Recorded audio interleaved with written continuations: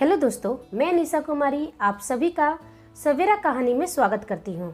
यदि आप सभी को मेरी कहानी पसंद आती है तो प्लीज़ वीडियो को लाइक करें, शेयर करें और कमेंट करें। और मेरे चैनल पर नए हो तो चैनल को सब्सक्राइब करना बिल्कुल ना भूलें। चलिए हम अपनी कहानी की तरफ बढ़ते हैं। अरे राधिका, कल मोही कहाँ मर गई? मेरी सुबह की चाय कहाँ है? लाई मम्मी जी। दूसरी तरफ से राधिका की आवाज़ आई। यह लीजिए मम्मी जी, आपकी चाय। रीना जी ने कहा। और तुम्हारे ससुर जी को चाय दिया? हाँ मम्मी जी, उन्हें चाय के साथ साथ नाश्ता भी मिल गई। आपके लिए नाश्ता लेकर आऊँ? नहीं, थोड़ी देर में लाना। जा घर का काम निपटा। और हाँ, अपने लाडले देवर को जगा देना। रीना जी अपनी बहू को ताने देने का कोई मौका नहीं छोड़ती थी, लेकिन बिना बुरा माने उनकी हर बात राधिका मानती। ओ भाभी, मुझे कॉलेज जाने में लेट हो रही है, कहाँ है मेरा लंच बॉक्स? छोटी ननद रितु ने कहा। यह लीजिए आपका लंच बॉक्स।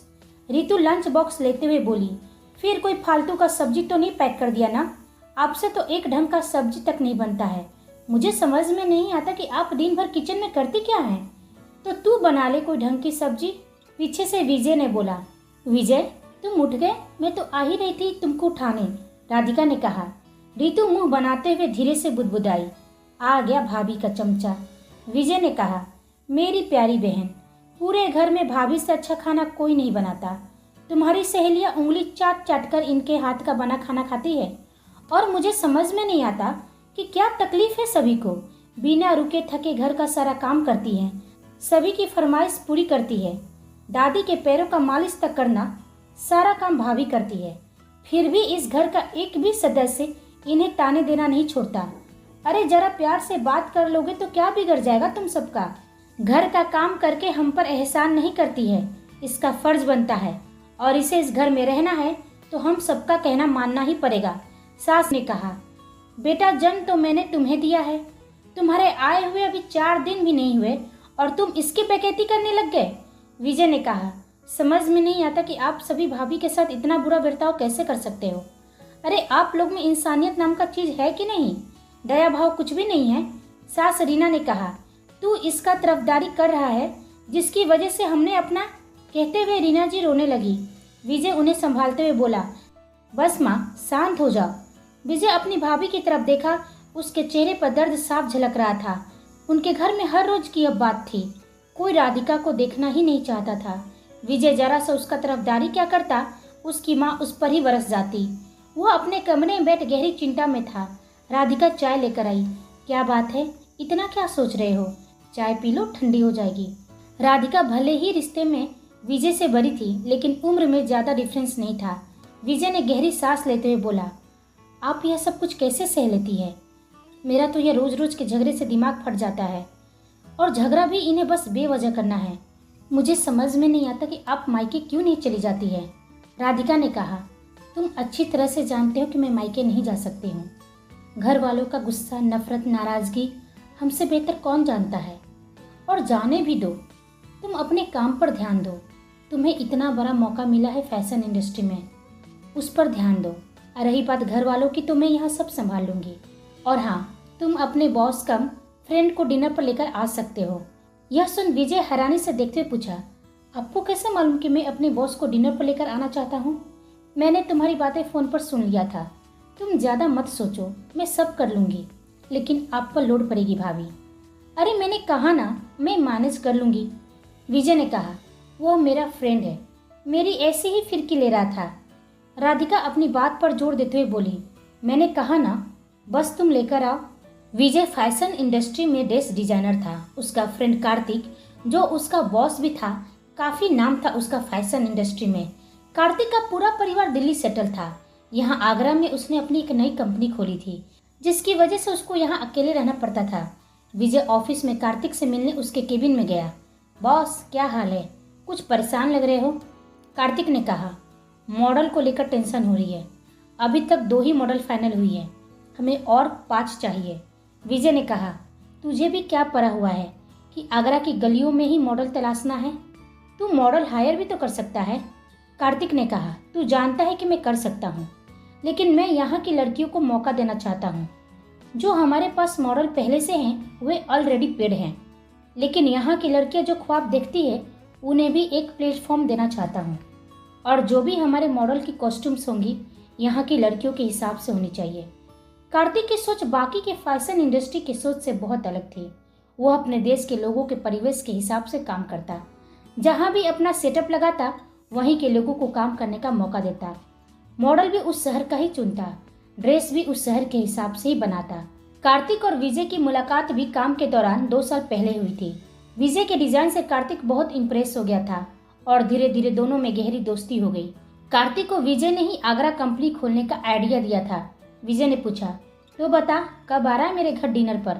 कार्तिक ने कहा, छोड़ ना यार, मैं तो बस तुमसे मजाक कर रहा था, मैं नहीं आ रहा हूँ। विजय बोला, नहीं नहीं, आना है तुझे, मेरे घर वाले से मिल भी तो लेगा और इसी बहाने सभी तुमसे भी मिल लेंगे। देख यार, नेक्स्ट संडे मैं तेरा वेट करूंगा। विजय बोल काम में लग गया। अगले संडे कार्तिक डिनर के लिए विजय के घर गया। सभी उसका बहुत अच्छे से स्वागत किया। विजय ने अपनी फैमिली से मिलाते हुए कहा, कार्तिक, यह मेरे पापा मम्मी, मेरी दादी और ये मेरी छोटी बहन रीतू है। रीतू कार्तिक को देखते ही उस पर फिदा हो गई। कार्तिक सभी को नमस्ते करते हुए सोफे पर बैठ गया। विजय जल्दी से किचन में गया। भाभी चलो ना बाहर, बाद में ये सब कर लीजिएगा। नहीं, मैं बाद में मिल लूंगी। तुम एक काम करो, डिनर का टेबल लगाओ, मैं खाना सर्व करती हूँ, राधिका ने कहा। टेबल पर खाना सर्व करते समय विजय कार्तिक को राधिका से परिचय करवाता है। कार्तिक, यह मेरी भाभी है। यह सारे अरेंजमेंट इन्होंने अकेले ही किया है। कार्तिक और राधिका ने जब एक दूसरे को देखा तो देखते रह गए। राधिका कुछ याद करने की कोशिश कर रही थी, लेकिन फिर वो वापस किचन में चली गई। विजय ने पूछा, क्या हुआ कार्तिक, खाना पसंद नहीं आया? नहीं यार, खाना तो बहुत ही लाजवाब है, बस मुझे एक बात अंदर से खटक रही है। क्या मैं पूछ सकता हूँ? झट से रीना जी बोली, बिल्कुल बेटा, हम सब तुम्हारे परिवार जैसे ही हैं, तुम जो चाहो हमसे पूछ सकते हो। कार्तिक ने पूछा, घर में विजय ने मुझे सभी से मिलवाया, लेकिन आपका बड़ा बेटा यानी कि राधिका का हस्बैंड कहाँ है? यह सुन सभी की आंखें नम हो गई। विजय ने कहा, 2 साल पहले भैया ने सुसाइड कर लिया था। यह सुन कार्तिक शॉक हो गया। उसने आगे कुछ भी पूछना ठीक नहीं समझा।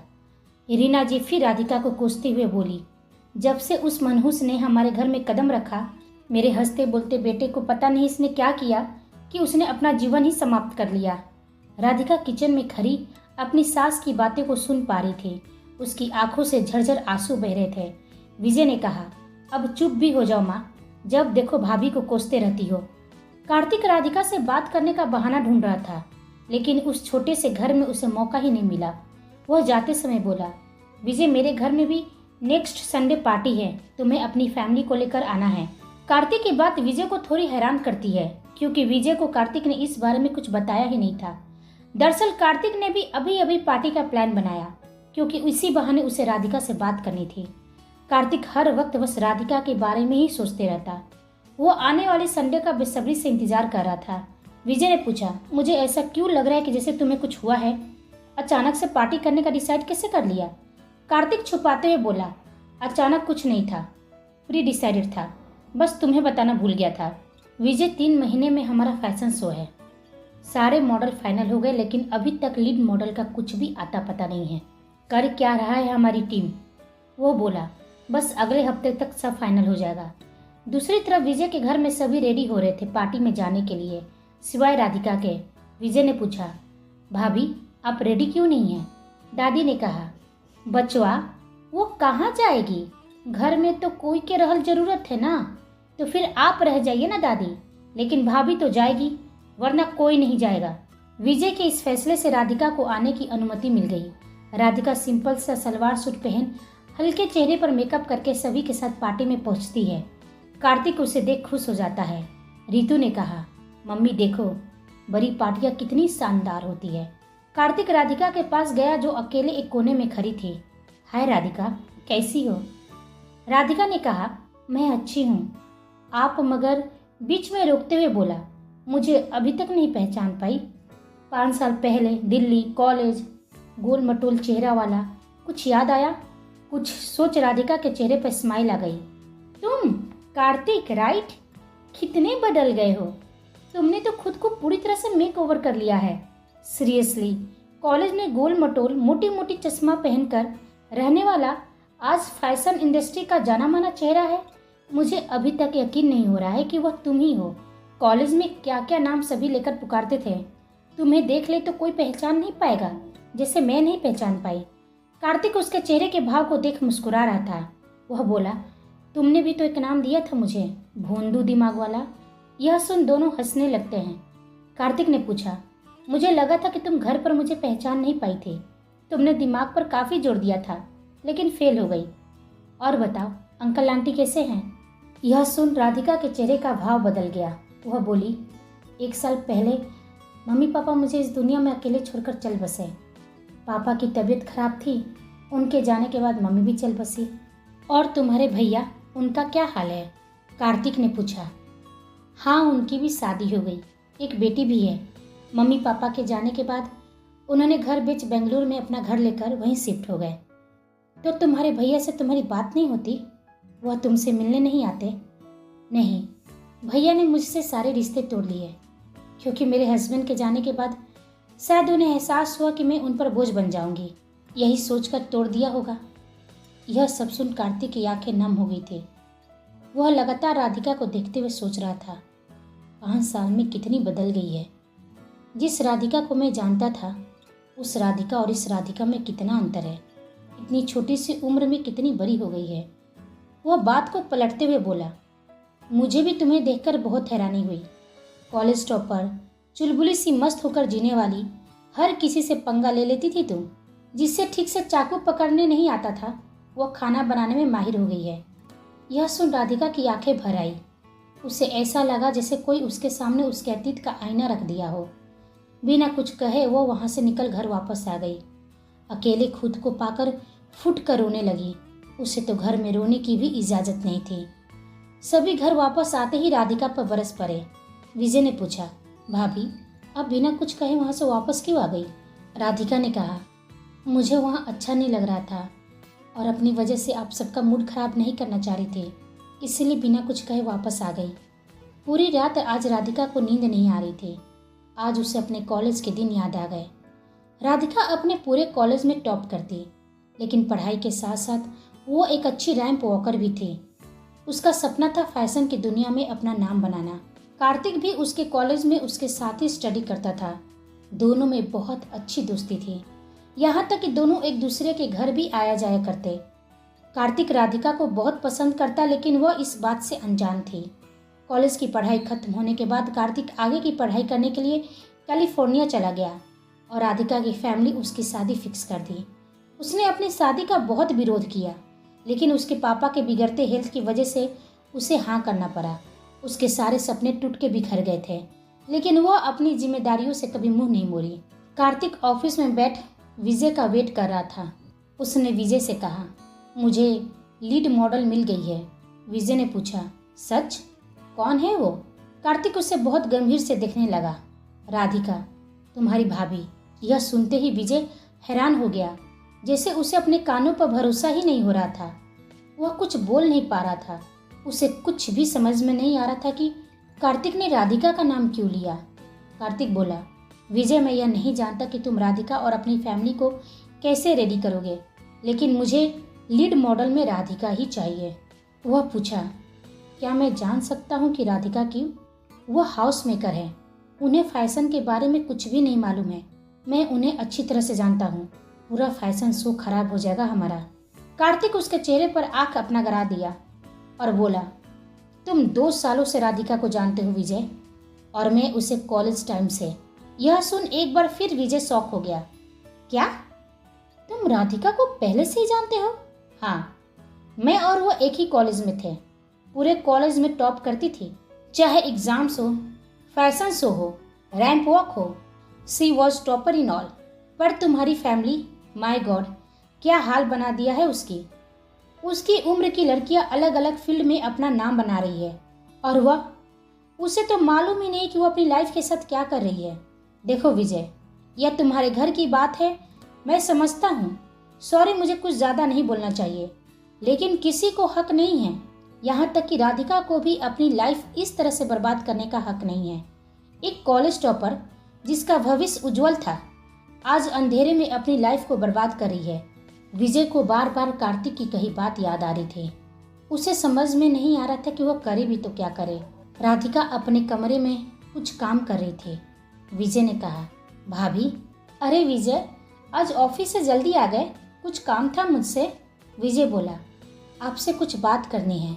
विजय को अपनी बात कहने में थोड़ी संकोच हो रही थी, लेकिन उसने हिम्मत से पूछा, क्या आप कार्तिक को पहले से जानती है? यह सुन राधिका थोड़ी असहज हो गई। हाँ, हम एक साथ ही कॉलेज में थे, अच्छे फ्रेंड थे। लेकिन आज यह सवाल मुझसे क्यों पूछ रहे हो? मुझे आज ही मालूम हुआ कि आपका फैशन डिजाइनर बनना सपना था, लेकिन जिंदगी ने आपसे आपका सपना ही छीन लिया। भैया के जाने के बाद आप चाहती तो आसानी से सब कुछ छोड़कर अपना सपना पूरा कर सकती थी।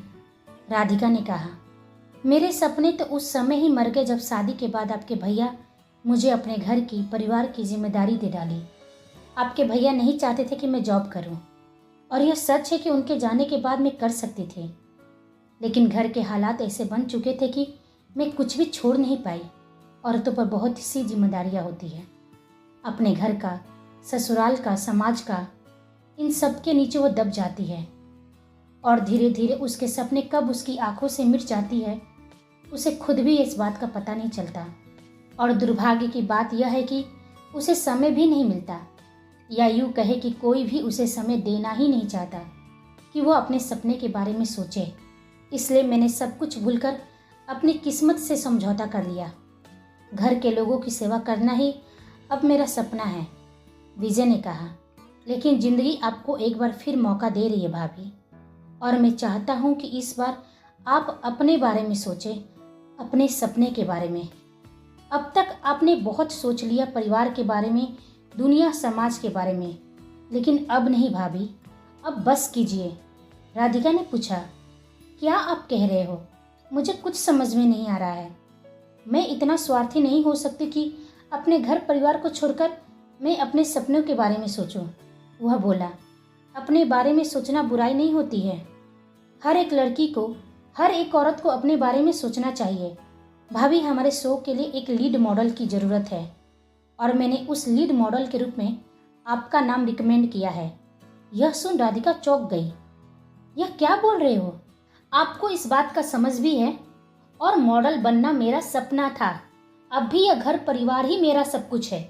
आपने यह सब डिसाइड करने से पहले मुझसे पूछना भी जरूरी नहीं समझा? विजय, आप ये सोच भी कैसे सकते हो? घर वालों को मालूम चला तो ना जाने क्या कयामत आएगी। विजय ने कहा, मैं सब कुछ संभाल लूंगा भाभी, लेकिन प्लीज इस बार आप अपने सपने से समझौता मत कीजिए। जिंदगी बार बार किसी को मौका नहीं देती है। मैं जानता हूँ कि आपके लिए थोड़ा कठिन है, लेकिन मैं हूं ना आपके साथ, मुझ पर भरोसा रखिए। राधिका ने कहा, विजय, मुझे आप पर पूरा भरोसा है, लेकिन अब मैं वो वाली राधिका नहीं रही जो कॉलेज में थी। मैं अब इस घर की बहू हूँ, भाभी हूँ। मेरे लिए यह सब करना अब आसान नहीं होगा। और आप यह भी तो सोचिए, दुनिया, समाज मुझे ऐसे स्टेज पर मॉडलिंग करते देखेगा तो क्या सोचेगा मेरे बारे में? सभी घर का मजाक उड़ाएंगे। सिर निकालकर समाज में कोई नहीं चल पाएगा। नहीं भाभी, किसी को यहाँ कोई फर्क नहीं पड़ता है। और आप कब तक दुनिया, समाज, घर परिवार का दुहाई दे देकर अपने सपनों से, अपनी जिंदगी से समझौता करते आएंगी? और कुछ फैसले इन सब से ऊपर उठकर करनी पड़ती है। प्लीज भाभी, मैं आपसे रिक्वेस्ट करता हूँ, यदि आप इस बात के लिए नहीं मानी तो मैं यह जॉब हमेशा के लिए छोड़ दूंगा। आपको मेरी कसम भाभी, आपको इस बार अपने लिए फैसला लेना ही होगा, वरना मैं यह घर भी हमेशा के लिए छोड़कर चला जाऊंगा। राधिका विजय के फैसले से अचंभित थी। उसे समझ में नहीं आ रहा था कि विजय ऐसा कठिन फैसला कैसे कर सकता है। घर वालों को जब यह मालूम चला तो विजय के पापा ने विजय को एक तमाचा खींचते हुए कहा, तू अब इतना बड़ा हो गया है कि घर के फैसले भी करने लगा? अभी हम जिंदा हैं, तुमने सोचा भी कैसे कि घर की बहू जाकर तेरे उस बॉस के लिए काम करेगी, यह मॉडलिंग करेगी? अब क्या यही दिन देखने के लिए हम जिंदा है? रीना जी ने कहा, आप इसे क्यों सुना रहे हो? गलती इसकी नहीं है। राधिका की तरफ इशारा करते हुए बोली, पक्का इसने ही कान भरे होंगे मेरे बेटे का। पहले बेटे को तो कान भर भर के उसका जीवन ले ही लिया, अब मेरे इस बेटे के पीछे पड़ गई है। इसको चैन ही नहीं है। मुझे तो पहले से इसका लूढ़ लक्षण ठीक नहीं लगता था। बोल, क्या मेरे बेटे को पाठ पढ़ा रही है कि तुझे अपना सपना पूरा करना है?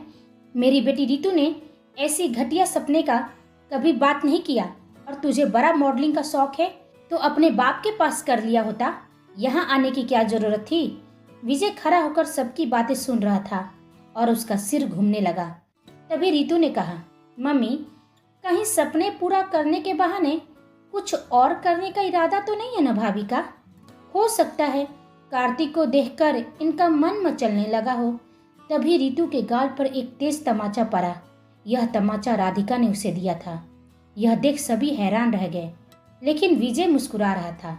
बस बहुत हुआ, जितना भला बुरा कहना है कह लीजिए, लेकिन मेरे चरित्र पर उंगली उठाने की सोचना भी मत। मैं गंगा की तरह निश्चल और पवित्र हूँ। आप मेरी ननद होकर मुझ पर ऐसी घटिया इल्जाम लगा रही है और घर के बाकी लोग सुन भी रहे हैं।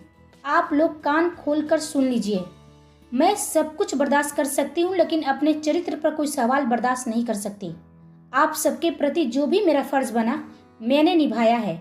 आज तक अपने मुंह से एक शब्द नहीं कहा, क्योंकि समझती हूँ कि आपने अपना बेटा खोया है। लेकिन आप यह क्यों भूल गए कि आपने अपना बेटा खोया तो मैंने अपना पति खोया है? आपके लिए तो फिर भी आपके बच्चे हैं, एक बेटा है और एक बेटी है, पर मेरे लिए कौन है? बताइए मम्मी जी। मैं अपने मायके भी नहीं जा सकती हूँ, लेकिन आप लोग इस गलत फहमी में मत रहिएगा कि मैं बर्दाश्त करती हूँ तो मैं कमजोर हूँ। मेरी अच्छाइयों का फायदा मत उठाइए, वरना मुझे भी वही कदम उठाना पड़ेगा जो मैं कभी उठाना नहीं चाहती हूँ। यह कह राधिका अपने कमरे में चली गई। राधिका का नया रूप देखकर सभी हक्के बक्के रह गए थे। किसी ने कभी नहीं सोचा था कि राधिका पलटकर उन्हें जवाब भी दे सकती है। राधिका रात भर इसी कश्मकश में थी कि वह आखिर करे भी तो क्या करे। विजय ने उसे अपनी सौगंध में बांध रखा था, और यदि उसने हाँ किया तो परिवार को ठेस पहुंचेगी। दिल कहता कि मना कर दो, और दिमाग कहता कि तेरे सपने तेरे इंतजार कर रहे हैं। बहुत सोच लिया दूसरों के लिए, अब खुद के लिए भी पंख फैला। उसने खुद को आईने में देखा। ऐसे तो वह कई बार खुद को आईने में देखा होगा, लेकिन आज उसे एहसास हो रहा था कि जिम्मेदारियों के नीचे अब वह 25 साल की उम्र में 35 साल की उम्र जैसी दिख रही है। उसे कभी फुर्सत ही नहीं मिला कि कभी खुद पर भी ध्यान दे। इधर कार्तिक की भी आंखों की नींद उड़ गई थी। वह बस यही सोच रहा था कि कैसे भी विजय राधिका को मना ले। राधिका बस एक बार ऑफिस आने के लिए रेडी हो जाए। सुबह हो गई। विजय राधिका के फैसले का इंतजार कर रहा था। घर में सभी को पूरा भरोसा था कि राधिका विजय को मना कर देगी। घर का सारा काम निपटा राधिका रेडी होकर आई। सभी उसे देख हैरत में थे। उसने कहा, मम्मी जी, मैंने सारा काम निपटा दिया है। घर के प्रति मेरी जो भी जिम्मेदारी है उसे मैं निभाऊंगी, लेकिन एक जिम्मेदारी मेरी अपने प्रति भी है, जिसे मैं अब तक नकार रही थी, क्योंकि मुझमें ना वो हौसला बचा था, ना ही खुद के प्रति विश्वास। लेकिन कल मुझे विजय ने एहसास दिलाया कि मेरे सपने मेरे हैं और अब तक वह मेरा वेट कर रहे हैं। उसकी बातें सुन सभी गुस्से में अपना हाथ मसल रहे थे, लेकिन राधिका का कल जो रूप देखा था उस वजह से सबकी बोलती बंद थी। कार्तिक राधिका को ऑफिस में आते देख उसकी खुशी का ठिकाना नहीं था। राधिका घर की और ऑफिस की जिम्मेदारी बखूबी निभा रही थी। धीरे धीरे वह और कार्तिक फिर एक बार अच्छे दोस्त बन गए थे। विजय ने कार्तिक से कहा, तुम राधिका को प्रपोज क्यों नहीं करते? यह सुनकर कार्तिक उसे हक्का बक्का देखते रह गया। विजय ने कहा, तुम मुझे ऐसे क्यों देख रहे हो? मुझे फर्स्ट डे से मालूम है कि तुम राधिका को पसंद करते हो, लेकिन राधिका के लिए तुम्हारे दिल में जो फिक्र देखा, सम्मान देखा, मुझे यकीन हो गया यार कि तुम उसके लिए परफेक्ट हो। उसने बहुत दुख देखा है, अब खुश होने का समय आ गया है। नहीं विजय, ना मैंने उसे कॉलेज टाइम में कुछ कहा था और ना अब। बहुत मुश्किल से उसने खुद के लिए जीना शुरू किया है। मेरे एक फैसले से वह सभी के नज़रों में बुरी बन जाएगी, यह मैं नहीं होने दे सकता। इसलिए अच्छा है कि जो मेरा प्यार है वो आज़ाद रहे, उसे किसी का भय ना हो। समय के साथ राधिका कार्तिक के साथ खुलने लगी थी। अपनी मन की बात वह कार्तिक के साथ शेयर करती और कार्तिक भी बहुत गंभीरता से उसकी हर बात को सुनता। एक दिन राधिका यूं ही उससे पूछ लिया, कार्तिक, कॉलेज टाइम तुम किसी लड़की को पसंद करते थे ना? कौन थी वो लड़की? तुमने आज तक किसी को नहीं बताया। यह सुन कार्तिक चुप हो गया। उसने कहा, नहीं बता सकता हूँ, लेकिन वादा करता हूँ कि समय आएगा तो तुम्हें जरूर बताऊंगा। कार्तिक और राधिका का मिलना जुलना देख उसकी सास और ससुर को अब वह फूटी नजर नहीं सुहाती। रितु ने कहा, भाभी, आप कार्तिक को बहुत अच्छे से जानती हो, तो आप क्यों नहीं एक काम करती, मेरे रिश्ते के लिए कार्तिक से बात क्यों नहीं करती हैं? मैं उनके लिए बिल्कुल परफेक्ट हूँ। आप कहेंगी तो वो मना नहीं करेंगे। यह सुन राधिका हैरान हो गई। वह कुछ बोल नहीं पा रही थी। उसने कहा, मैं कैसे बात कर सकती हूँ? वह तो मम्मी पापा को बात करना चाहिए, और कार्तिक के मन में क्या है यह मैं नहीं बता सकती। भाभी, अब इतनी भोली क्यों बन रही हो? आपको अच्छी तरह से पता है कि कार्तिक मुझे पसंद करता है और मैं भी उसे बहुत पसंद करती हूँ। हम दोनों की जोड़ी परफेक्ट रहेगी। तभी रीना जी ने कहा, ठीक ही तो कह रही है, तुझमें इतनी भी अकल नहीं कि तेरी ननद कुंवारी घर बैठी है तो कोई अच्छे ढंग का लड़का देखकर उसकी शादी का सोचे। कार्तिक से अच्छा लड़का उसको नहीं मिलेगा। तुम सीधे कार्तिक से बात कर। राधिका को कुछ समझ में नहीं आ रहा था कि वो कार्तिक से कैसे बात करे, लेकिन उसने एक दिन कार्तिक से कहा, कार्तिक, तुमने अभी तक शादी क्यों नहीं किया? वह बोला, अचानक यह सवाल तुम्हारे मन में क्यों आ गया? बस नहीं किया, कोई मिला नहीं। राधिका ने धीरे से कहा, लेकिन मेरी नज़र में एक लड़की है। तुम कहो तो मैं बात को आगे बढ़ाऊं? कौन सी लड़की? किस लड़की की बात कर रही हो तुम? रीतू, मेरी ननद। अच्छी है, थोड़ी सी नादान है, लेकिन वो तुम्हें बहुत पसंद करती है। घर के सभी लोग चाहते हैं कि उनसे तुम्हारी शादी हो जाए। कार्तिक ने पूछा, तुम क्या चाहती हो? क्या तुम भी यही चाहती हो कि मैं तुम्हारी ननद रीतू से शादी कर लूँ? मुझे समझ में नहीं आता राधिका, तुम्हारी ननद रीतू की शादी के बाद तुम क्यों कर रही हो? यह बात तो विजय को करना चाहिए था, उसके मम्मी पापा को करना चाहिए था। और घर के लोग तुम्हारे बारे में क्यों नहीं सोच रहे हैं? तुम भी तो अब तक कुंवारी ही बैठी हो। यह कैसी बातें कर रहे हो कार्तिक? मैं कुंवारी नहीं हूँ, मैं विधवा हूँ। तो विधवा की कोई जिंदगी नहीं होती? उसके अंदर फिर जीने की इच्छा नहीं होती? उसे किसी जीवन साथी की जरूरत नहीं होती जो उसके दर्द को बांट सके, जो उसकी खुशियों में खुश रह सके, जो उसका सम्मान कर सके? एक काम करो, तुम ऋतु को छोड़ो। तुम्हें मेरी शादी की इतनी चिंता है ना, तो तुम मुझसे शादी कर लो। यह सुनते ही राधिका की आंखें गुस्से से लाल हो गई। वह कार्तिक को तमाचा खींच देती है। वह यह नहीं चाहती थी, लेकिन अचानक उसके हाथ उसके गाल पर पड़ गई। कार्तिक ने कहा, तुम मुझे कभी समझ ही नहीं पाई राधिका। यह कह वह वहां से चला गया। जब राधिका घर लौटी तो सभी उसके पीछे पड़ गए। रीतू ने उनकी बातें सुन लिया था और घर में आकर मन गलत कहानी बनाकर अपनी मम्मी का कान भर दिया था। रीना जी ने कहा, अब यही दिन बच गया था। इसने हमें समाज में मुंह दिखाने लायक नहीं छोड़ा। अपनी छोटी ननद के होते हुए खुद का घर बसाने की सोच रही है। बाहर हम क्या समाज में मुंह दिखाएंगे? मेरे बेटे को तो खा गई, अब पता नहीं किसको खाने के लिए पीछे पड़ी हुई है। विजय ने चिल्लाकर कहा, बस करो माँ, बस। और कितना कोसोगी? आपका मुंह नहीं थकता इन्हें कोसने से? लेकिन अब तक मैं चुप था, लेकिन आज मेरा बोलना बहुत जरूरी हो गया है।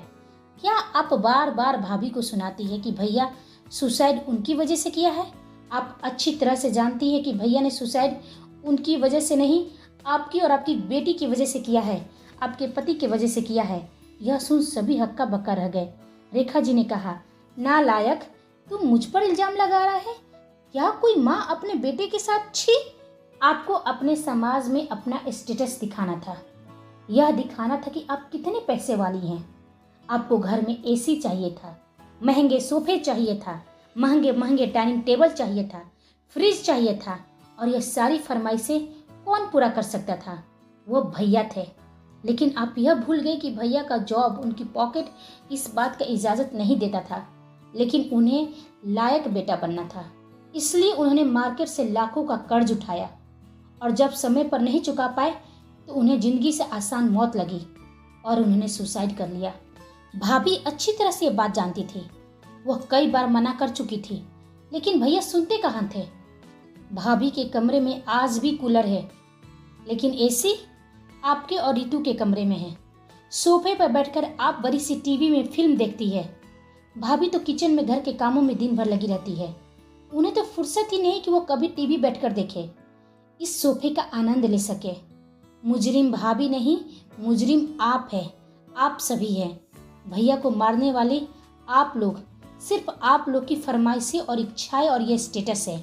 अरे आप लोगों को तो शर्म नहीं है इस बात की, लाज भी नहीं आती है कि सच जानने के बावजूद भी अपनी सारी गलती, अपने सारे पाप भाभी के ऊपर डाल देते हो। और भाभी, आप भी कुछ कम नहीं हैं। आप अच्छी तरह से जानते हैं कि आप गलत हैं। जुर्म करने से ज़्यादा सहना पाप होता है। माना कि यह घर आपकी जिम्मेदारी थी, लेकिन जब जिम्मेदारी बोझ बन जाए तो उस बोझ को उतार फेंकना चाहिए, ना कि उस बोझ के तले दबकर घुटकर जीना चाहिए। भाभी, कार्तिक आपको पसंद करता है, रीतू को नहीं। वो आपसे शादी करना चाहता है और इसमें बुराई क्या है? मुझे पता है कि कहीं ना कहीं आप भी उसे पसंद करती है। आप इस बात को मानने के लिए रेडी नहीं हैं, क्योंकि आपको अपना फर्ज, अपना यह समाज, यह झूठी शान, झूठा दिखावा पसंद है। प्लीज़ भाभी, सच्चा प्यार आपकी ज़िंदगी में दस्तक दे रहा है। एक बार उसे महसूस तो करके देखिए। और एक बात और बता देता हूँ भाभी, वह किसी भी कीमत पर रीतू से शादी नहीं करेगा, क्योंकि उसके दिल में राधिका है। और अफसोस की बात है कि राधिका इस बात को जानते हुए भी अनजान बन रही है। इतने दिनों में मैं जिस राधिका को कार्तिक के साथ देखा, वह राधिका कोई और ही थी, जो यहाँ इस घर में आते ही खुद को बदल लेती है, घर से निकलते ही कुछ और हो जाती है। विजय ने कहा, मैं हमेशा आपको भाभी ही पुकारा, लेकिन आज राधिका कहूँगा, क्योंकि मैं आपको इस बंधन से मुक्त कर रहा हूँ। जाओ, कार्तिक यह शहर छोड़कर हमेशा के लिए वापस कैलिफोर्निया जाने की तैयारी कर रहा है। जाओ, उसे रोक लो। और एक बात और राधिका, जो बात वो तुमसे कभी कह ही नहीं पाया, कॉलेज में जिस लड़की से वो प्यार करता था, वह लड़की कोई और नहीं, तुम ही थी। यह सुन राधिका विजय को एक टक से देखते रह गई। आज उसके कदम रुकने का नाम नहीं ले रहे थे। आज वो दौड़ते हुए अपने पंख फैलाकर कार्तिक को रोकने के लिए निकल गई थी, एक नए सफ़र में जहाँ उसे खुश रहने का हक था, उड़ने का हक था। चाहकर भी रीना जी और उसकी फैमिली उसे रोक नहीं पाई, क्योंकि आज राधिका आज़ाद हो गई अपने हर पुराने संबंध से। दोस्तों, यदि आपको मेरी कहानी अच्छी लगती है तो प्लीज़ मेरी वीडियो को लाइक ज़रूर करें, शेयर करें, कमेंट करें। और आप सभी को धन्यवाद।